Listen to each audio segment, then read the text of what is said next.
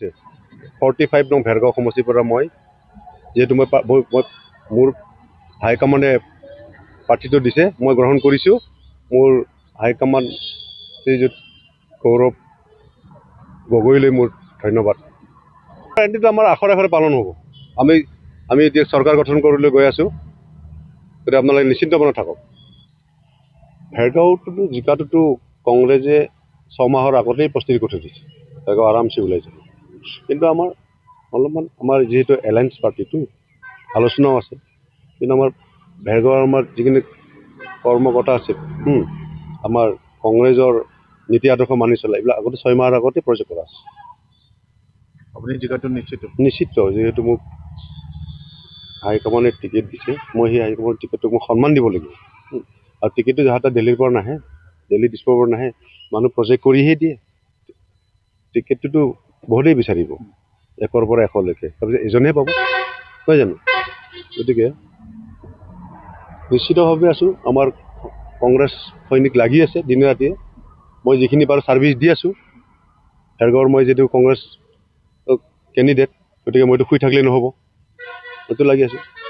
বাকী পাৰ্টিৰ কথা মই একো নকওঁ, মই দেখি আছোঁ বাকী পাৰ্টি, UPPL হওক, BPF হওক, সিহঁত দেখি আছে। কোনে লুচুৱাইছে চবেই জানে, সেইটো লোককহে ক'ব। সিহঁতে নিজৰ পিঠিৰ মহিলাটো দেখা পোৱা নাই, আমাৰ কংগ্ৰেছৰ পিঠিটো কয়। আমাৰ কংগ্ৰেছক মিয়া দল বুলি কয়, মিয়া দল বুলি কয় আমাক। যিহেতু ভোট লৈ কাৰ অক্সিজেন লৈ যায়, এইটো বদৰুদ্দিনৰ অক্সিজেন লৈ জীয়াই আছে, নামতে মিয়া দল বুলি কয়। কংগ্ৰেছে মিয়া দল যদি আমি 70 বছৰ বনাই থৈ যোৱা সম্পত্তিক আজি এফালৰ পৰা বিক্ৰী কৰি গৈ আছে। প্ৰতিনিধিত্বটো মইতো ভবা নাই, মই দেখাই নাই। এইটোৰ কথা মই কি ক'ম? মই লোকৰ সমালোচনা নকৰোঁ, মোৰ সমালোচনা মই নিজে কৰিম, মোৰ নিজৰ পাৰ্টিৰ মাজত কৰিম। পলিটিক্স কৰিলে অসমত মুখ্যমন্ত্ৰী গৌৰৱ গগৈ আমাৰ কোনো চিন্তাই নাই। নিশ্চিত গৌৰৱ গগৈ অসমৰ চিফ মিনিষ্টাৰ হ'বলৈ গৈ আছে। এইটো আমি 100% ইঞ্চুৰেঞ্চ আমাৰ ভেৰগাঁও সমষ্টি। আৰু ভেৰগাঁও সমষ্টিৰ কেণ্ডিডেট জিকি যাব, MLA হ'ব, মন্ত্ৰীও হ'ব, এইটো মই প্ৰতিশ্ৰুতি দিছোঁ ভেৰগাঁওবাসী। আমাৰ নতুন যিহেতু নৱগঠিত 45 নং ভেৰগাঁও সমষ্টিটো কোনো চিন্তা নাই।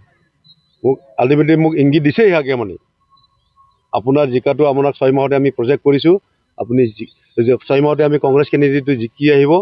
কোনে পায় আমি নাজানো, কিন্তু আপুনি লাগ ভাল, আপুনি টিকেটটো পাইছে, গতিকে আপুনি জিকি আহিব। আৰু মোৰ টিকেটটোক মোক 22 তাৰিখে 1টা বজাত দিছে, পিছদিনাখন 2টা বজাত নমিনেশ্যন। মই 24 ঘণ্টাত কাগজ ৰেডি কৰিছোঁ। তাৰমানে মই মেণ্টেলি কেনেকৈ প্ৰিপেয়াৰ হৈছোঁ, সেইকাৰণে ক'লো আপোনালোকৰ কথাটো যে 6 মাহৰ আগতে আমি প্ৰজেক্ট কৰিছোঁ যে ভেৰগাঁও ওলাই যাব। গতিকে আপুনি চাওক, মই 24 ঘণ্টা নহওঁতেই মই ৰেডি, কাগজ মোৰ ৰেডি।